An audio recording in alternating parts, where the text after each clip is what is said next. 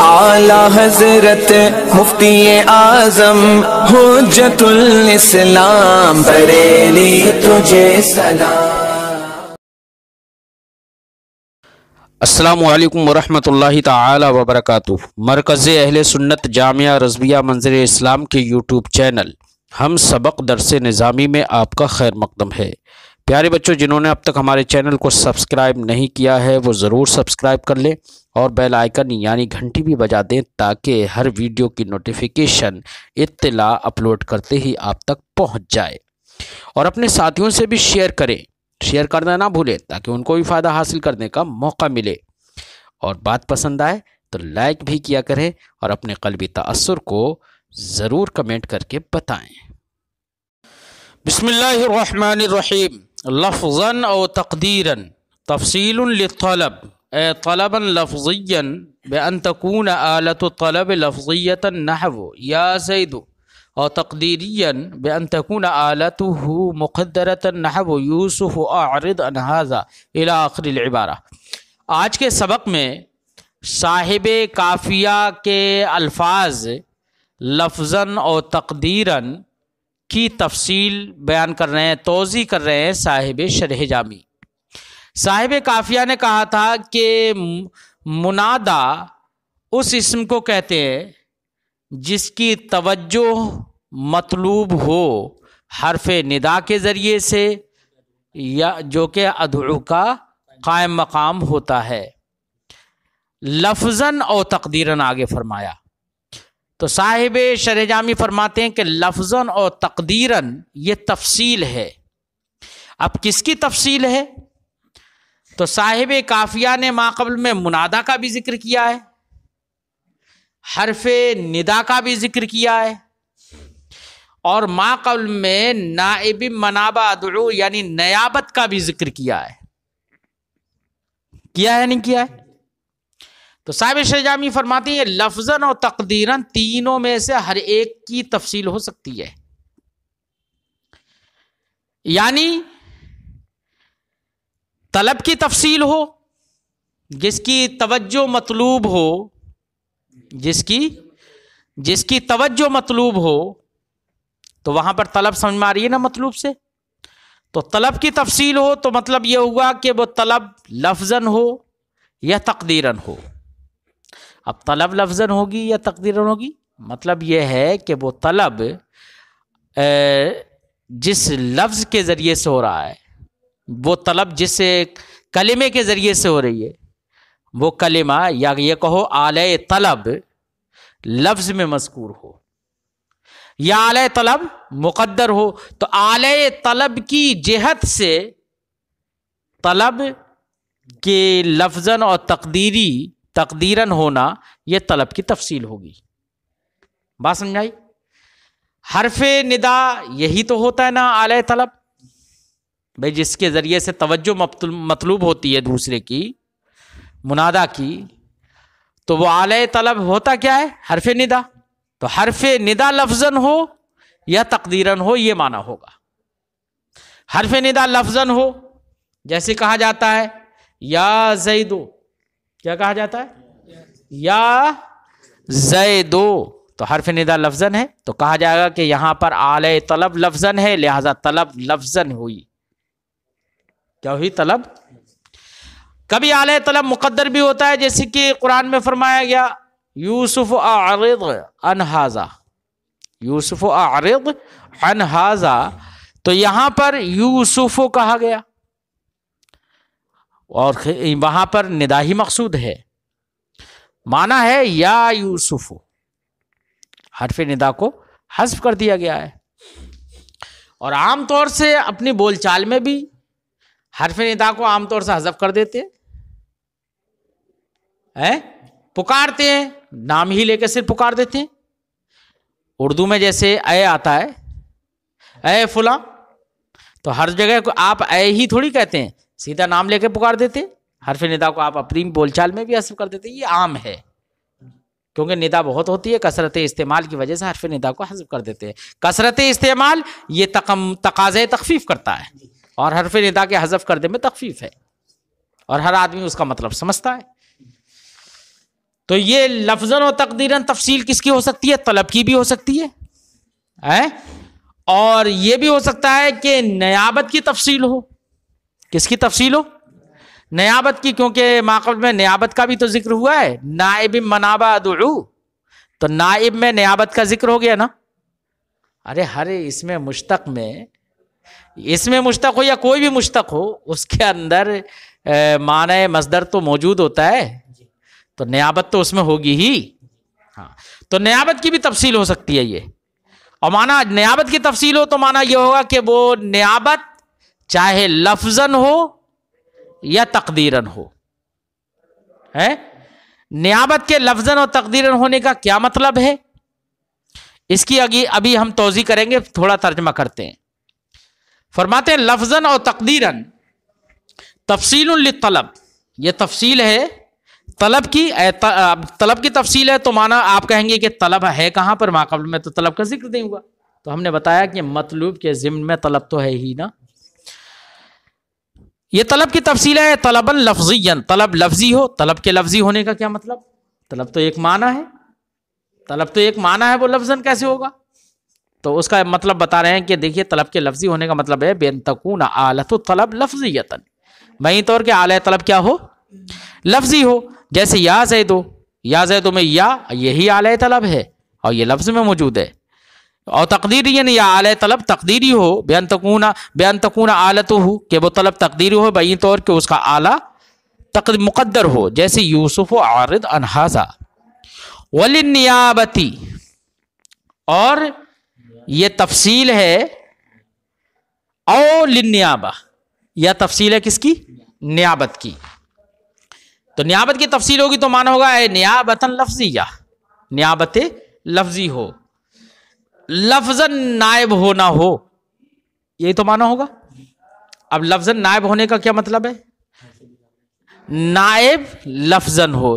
اب نائب ہے کون؟ یہ آپ یہ غور کر لیجئے. حرف ندا ہی تو ادعو کا نائب ہے نا، ہے تو حرف ندا لفظاً ہو. تو ما قبل والی بات اور یہ بات دونوں کا معال ایک ہی ہے، بس اعتبار بدل گیا. وہاں پر طلب کی تفصیل مان لی اور یہاں پر نیابت کی تفصیل مان لی، بات سمجھے، لیکن معال دونوں کا ایک ہی ہے. فرماتے ہیں بأن یکون النائب ملفوظا، بین طور کہ نائب ملفوظ ہو اور تقدیریا یا تقدیری ہو. بأن یکون النائب مقدرا، کہ بین طور کہ نائب مقدر ہو. کما فی المثالین المذکورین، جیسے کہ مذکورہ دونوں مثالوں میں کہ یا زیدوں میں نائب جو کہ ادعو کا قائم مقام ہے یا وہ لفظاً ہے، اور یوسف عارض عن ھذا میں نائب کیا ہے؟ مقدر ہے. او للمنادا، یا تفصیل ہے کس کی؟ یہ منادا کی. کس کی تفصیل ہے؟ منادا کی. اب منادا کی تفصیل ہے تو معنی یہ ہوگا کہ منادا لفظاً ہو یا تقدیراً ہو. منادا لفظاً ہو یا تقدیراً. لفظاً کی مثال وہی جیسے یا زیدو لفظاً ہے، یوسف عارض عن ھذا، یوسف منادا لفظاً ہے نا. اور تقدیراً منادا ہو، اس کی مثال جیسے قرآن پاک میں فرمایا گیا الا یسجدو، الا یسجدو. تو الا یسجدو میں یا جو ہے وہ اصل میں اس میں اختلاف ہے. کچھ لوگوں نے یا کو حرف ندا مانا ہے. کیا مانا ہے؟ حرف ندا مانا ہے. بلکہ اکثر نحویین نے حرف ندا ہی مانا ہے، مفسرین نے. اور مانا ہے یا قومی الا سنو، یا قوم اسجدو، یہ اصل عبارت ہے.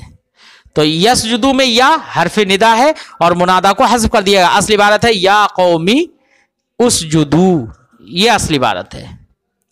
اس قول پر حرف یہاں پر منادا محذوف ہوگا الا یسجدو میں. کچھ لوگوں نے کہا کہ الا یسجدو میں جو یسجدو میں یا ہے نا، یہ حرف ندا نہیں ہے بلکہ یہ مضارع کی یا ہے. اور الا جو ہے وہ اصل ہے اللہ تشدید کے ساتھ، اللہ یسجدو. کیا؟ تو اصل عبارت ہوگی ان لا یسجدو، تو ادغام ہو گیا، وہاں پر اللہ ہو گیا. اللہ یسجدو، کیوں ہے نا، کچھ لوگوں نے یہ مانا ہے، لیکن جن لوگوں نے یہ کہا کہ اللہ یسجدو میں اللہ بغیر تشدید کے ہے اور یسجدو میں یا حرف ندا ہے، ان کے نزدیک منادہ محذوف ہوگا. بات سمجھ آئی؟ فرماتے ہیں کہ یا منادہ کی تفصیل ہے، منادہ ملفوظ ہو، مثال اس کی جیسے یا زید ہو، مقدر ہو جیسے کہ الا یسجدو میں اے الا یا قوم اسجدو، یہ اصلی عبارت ہوگی. اگلا مسئلہ صاحب شرح جامی فرماتے ہوئے انتصاب المنادى عند سیبویہ علی انہ مفعول بہ. منادہ منصوب ہوتا ہے نا، لفظاً چاہے وہ مرفوع ہو جائے لیکن ہوگا محلاً تو منصوب ہی ہوتا ہے، کبھی لفظاً بھی منصوب ہوتا ہے جیسے کہ منادہ مضاف ہو، شبہ مضاف ہو، تب وہ لفظاً بھی منصوب ہو جاتا ہے، لیکن محلاً تو منصوب ہی ہوتا ہے منادہ. اب اس منادہ جو منصوب ہے اس کا نصب آیا کس وجہ سے ہے، اس کا عامل کیا ہے، اس سلسلے میں اختلاف ہے. امام سیبویہ کا قول یہ ہے کہ منادہ منصوب ہے مفعول بہ ہونے کی بنا پر. منادہ در حقیقت مفعول بہ ہے، اس لیے مفعول بہ ہونے کی بنا پر منصوب ہے. اور مفعول بہ کا عامل کیا ہوتا ہے، ناصب کون ہوتا ہے، فعل ہوتا ہے نا. تو امام سیبویہ کے نزدیک منادہ کا ناصب کون ہوگا، فعل ہوگا نا. کیا ہوگا، فعل ہوگا. اب حرف ندا اسی فعل کا قائم مقام ہے بس، تو در حقیقت فعل کی بنا پر وہ منصوب ہے. امام سیبویہ کا یہی کہنا ہے، جمہور کا قول یہی ہے. لیکن اس میں امام مبرد ہیں، امام ابی علی ہے، تو ان کا اختلاف ہے. انہوں نے ناصب فعل کو نہیں مانا ہے، ان کے نصب کی وجہ کچھ اور ہے. کیا ہے وجہ، وہ آگے ذکر کرتے ہیں. لیکن اتنا ضرور ہے، یا زیدو نصب چاہے کسی کی بنا پر انہوں نے مانا، لیکن یا زیدو جملہ تو سب کے نزدیک ہے بالاتفاق. ایسا نہیں ہے کہ کوئی اعتراض کرے کہ جناب یا زیدو آپ نے تو کہا تھا الکلام ما تضمن کلمتین بالاسناد. کلام تو وہ ہوتا ہے کہ جو دو کلموں کو متضمن و اسناد کے ساتھ. تو یہاں پر تو دو کلمے ہیں، اور وہاں پر تفصیل میں آپ نے پڑھا تھا کہ دو کلمے سے مراد کیا ہے وہاں پر. اور صاحب کافیہ نے کہا تھا ولا یتأتی ذلک الا فی ضمن اسم و اسمین اور اسم و فعل. یہی تو کہا تھا نا کہ کلام تو تبھی کلام کا تحقق ہوتا ہے جبکہ دو اسم ہو یا ایک اسم اور ایک فعل ہو کہا. اور یہاں پر یا زیدوں میں یا حرف ندا حرف ہے وہ تو، اور زید اسم ہے، تو پھر یہ جملہ کیسے ہو گیا، کلام کیسے بن گیا. بات سمجھائی نہیں آئی؟ تو جملہ ہے بالاتفاق، تو اس کا جواب یہی ہوگا کہ یا حرف ندا جو ہے ادعو کے قائم مقام ہے. سمجھے نہیں؟ اور ادعو اپنے فعل اور اپنے فاعل کے ساتھ مستتر ہے، محذوف ہے، اس کے اندر ضمیر مستتر ہے ادعو میں، اور وہ اپنے فاعل کے ساتھ فعل مقدر ہو گیا ہے، حرف ندا اس کی جگہ میں آ گیا ہے، تو پورا جملہ ہو گیا نا، پورا جملہ محذوف ہو گیا، خاص کر امام سیبویہ کے نزدیک ہے. اب امام مبرد کا کیا قول ہے، امام ابو علی کا کیا قول ہے، وہ اس کی توضیح آگے آتی ہے. فرماتے ہیں وَانتصاب المنادى عند سیبویہ، امام سیبویہ کے نزدیک منادہ کا منصوب ہونا اس بنا پر ہے انہ مفعول بہ کہ وہ مفعول بہ ہے، وناصبہ الفعل المقدر، اور اس کو نصب دینے والا کیا ہے، فعل مقدر ہے، اس مفعول بہ کو نصب دینے والا. وَأَصْلُ یا زیدو، یا زیدو کی اصل ہے ادعو زیدن، کیا ہے، فحذف الفعل حذفا لازما لکثرت استعمالہ، تو فعل کو حذف کر دیا گیا لزومی طور پر کثرت استعمال کی وجہ سے، فعل کو حذف کر دیا گیا. وَلِدَلَالَةِ حرف النداء علیہ، حرف ندا اس پر دلالت بھی کرتا ہے کہ جو معنی ادعو کا ہے وہی یا کا ہے، حرف ندا اس پر دلالت کرتا ہے، یہ قرینہ بھی ہو گیا، اور حرف ندا اس کے قائم مقام ہو جاتا ہے، تو حذف کرنا واجب ہو گیا، تو وجوباً حذف کر دیا گیا ہے لزومی طور پر. وَلِدَلَالَةِ حرف النداء علیہ وَإِفَادَتِهِ فَائِدَتَهُ، اور اس لیے بھی کہ حرف ندا اس پر دلالت کرتا ہے اور اسی کا سا فائدہ دے دیتا ہے. تو امام سیوے کے نزدیک تو یہ ہوا کہ مفعول بھی جو ادعو منادہ جو ہے وہ منصوب ہوتا ہے محلاً کس بنا پر؟ مفعول بھی ہونے کی بنا پر، اور اس کا فعل مقدر ہوتا ہے. ٹھیک ہے نا. وعند المبرد بحرف النداء، امام مبرد کے نزدیک بھی منصوب ہوتا ہے منادہ محلاً منصوب، امام مبرد کے نزدیک بھی ہوتا ہے، لیکن فعل کی بنا پر نہیں، بلکہ وہ کہتے ہیں کہ حرف ندا خود عامل ہے. کیا ہے؟ حرف ندا خود عامل ہے، اس لیے حرف ندا ہی اس کے اندر عمل کر رہا ہے، حرف ندا کی بنا پر وہ منصوب ہو گیا ہے. بات سمجھائی؟ اب حرف ندا عامل ہے کیوں؟ تو عامل وہ کہتے ہیں اس لیے ہے کیونکہ یہ فعل کے قائم مقام ہوتا ہے. کیا ہوتا ہے؟ فعل کے قائم مقام ہوتا ہے. تو جو کام فعل کرے گا اس کے قائم مقام ہونے کی وجہ سے یہ بھی اس کا کام کرے گا، وہی کام کرے گا. اس لیے یہاں پر منادہ منصوب ہوتا ہے ان کے نزدیک حرف ندا ہی کی وجہ سے.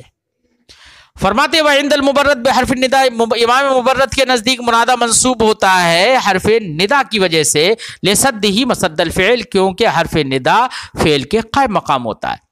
وقال ابو علی فی بعض کلامی، اور ابو علی نے اپنے کسی کلام میں کہا ہے کیا؟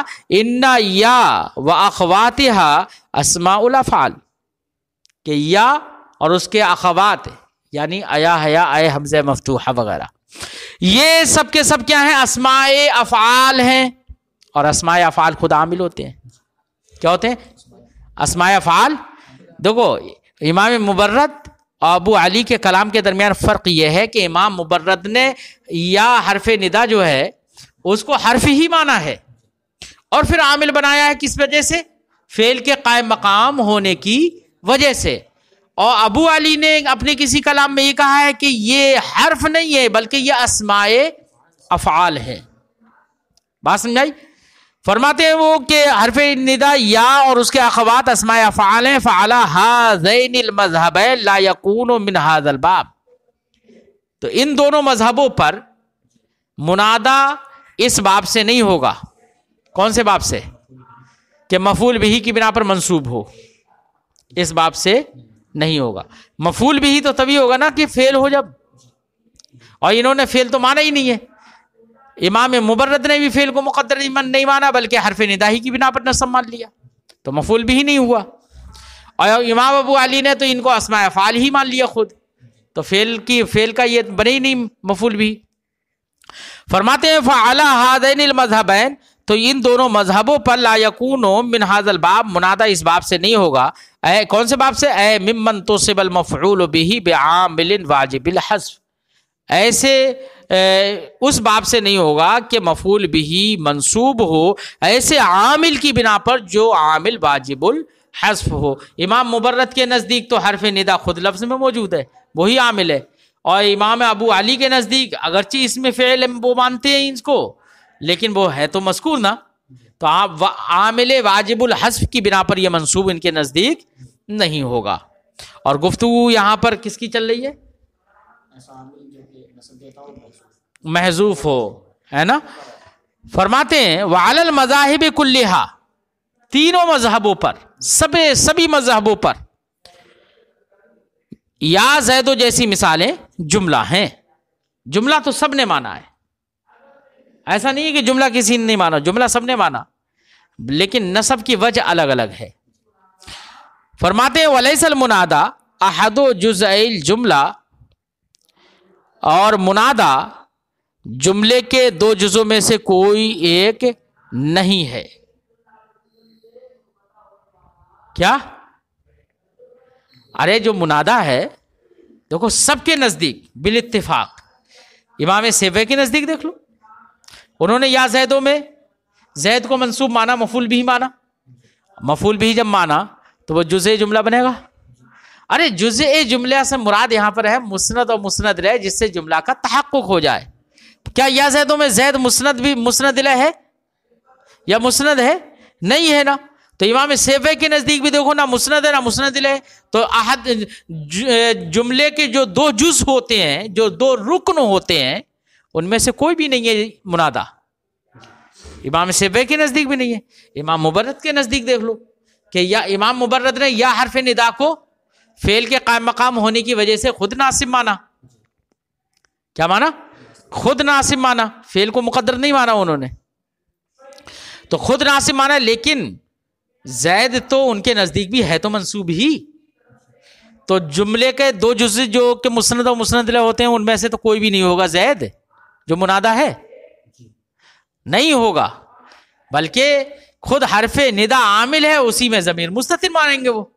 یہ تو مفعول ہے یار، یہ کیوں مسند لہ ہوگا، یہ کیوں فاعل بنے گا؟ تو جملے کے دو رکن ہوتے ہیں مسند و مسند لہ، ان میں سے کوئی بھی منادہ نہیں ہے۔ ایسی امام ابو علی کے نزدیک دیکھ لو، ان کے نزدیک اس میں حرف ندا جو ہے اس میں فعل ہے، تو جب اس میں فعل ہے اس کے اندر ضمیر مستتر ہوگی، سمجھے نہیں؟ ان کے نزدیک بھی منادہ جزء جملہ نہیں ہے۔ جزء جملہ سے مراد کیا ہے؟ رکن جملہ جس کی بنا پر جملہ پورا ہوتا ہے، جملہ بنتا ہے، یعنی رکن جملہ کہو۔ فرماتے ہیں فعل هذين المذهبين، فرماتے ہیں کہ مثل یا زید، یا زید جیسی مثال ہے جملہ ہے سب کے نزدیک، وليس المنادى احد جزء الجملہ، جملے کے دو جزوں میں سے کوئی بھی جز منادہ نہیں ہے کسی کے نزدیک بھی، سمجھے نہیں؟ فائندہ سیبوی کے نزدیک کیوں نہیں ہے؟ فرماتے فائندہ سیبوی جزء الجملتی اے الفعل والفاعل مقدران، امام سیبوی کے نزدیک تو جملے کے دونوں جز فعل اور فاعل دونوں مقدر ہیں، ادعو مقدر مان لیا نا، تو اس میں فعل فاعل وہ دونوں مقدر ہو گئے۔ وعند المبرد، اور امام مبرد کے نزدیک حرف الندا قائم مقام احد جزء الجملہ، حرف ندا جملے کے دو جزوں میں سے ایک جز کے قائم مقام ہو گیا، یعنی فعل کا قائم مقام ہو گیا حرف ندا، ٹھیک ہے نا؟ والفاعل مقدر، اور فاعل ان کے نزدیک کیا ہے؟ مقدر ہوگا۔ بھئی یا حرف ندا فعل کا قائم مقام ہو گیا تو یہی عمل کر رہا ہے، تو ایک فاعل وہ ان کے نزدیک صرف فاعل مقدر ہوگا، امام سے کے نزدیک فعل اور فاعل دونوں مقدر ہوئے، ہے نا؟ وعند ابی علی، اور حضرت ابو علی کے نزدیک احد جزءہا اسم الفعل، جملے کے دو جزوں میں سے ایک جز تو کیا ہے؟ اس میں فعل ہے۔ ارے حرف ندا کو انہوں نے کیا مان لیا؟ اس میں فعل مانا، تو اس میں فعل ہی ایک جز ہو گیا۔ والآخر ضمیر مستتر فیہ، اور دوسرا جز جو ہوگا ایک ضمیر ہوگی جو کہ یا حرف ندا میں مستتر ہوگی، ان کے نزدیک تو اس میں فعل میں مستتر ہوگی، سمجھے نہیں؟ تو جملہ تو سب کے نزدیک ہے، تو ان سے بتانا مقصد یہ ہے صاحب شرح جامی کا کہ یا زیدو سب کے نزدیک جملہ ہے، بس فرق یہ ہے کسی کے نزدیک فعل اور فاعل دونوں مقدر ہیں، کسی کے نزدیک صرف فعل مقدر ہے اور کسی کے نزدیک فاعل مقدر ہے۔ صرف فعل تو کسی کے نزدیک مقدر نہیں ہے، فاعل مقدر ہے کس کے نزدیک؟ امام مبرد کے نزدیک۔ فعل تو وہ یا کو ہی مان لیتے ہیں کیونکہ فعل کا قائم مقام ہے، اور امام ابو علی کے نزدیک فعل اس میں فعل ہو گیا حرف ندا ہی خود، اس کے اندر ضمیر مستتر ہو گئی، مقدر ان کے نزدیک نہیں ہوا، ضمیر مستتر ہو جائے گی اسی کے اندر، ٹھیک ہے نا؟ تو جملہ تو سب کے نزدیک ہے، لہٰذا یہ شبہ نہ کیا جائے کہ یا زید جملہ کیسے ہو گیا ہے۔ ہاں، یہ گفتگو ہی منادا کی تعریف کی کہ صاحب کافیہ نے کہا تھا کہ منادا وہ اسم ہے جس کی توجہ مطلوب ہو حرف ندا کے ذریعے سے، جو قائم مقام ہوتا ہے ادعو کے، لفظاً ہو یا تقدیراً ہو، ہے اس کی تفصیل ہوئی۔ آگے صاحب شرح جامی وَيُبْنَى عَلَى مَا يُرْفَعُ بِهِ، یہاں سے منادا کے احکام شروع فرمائیں گے۔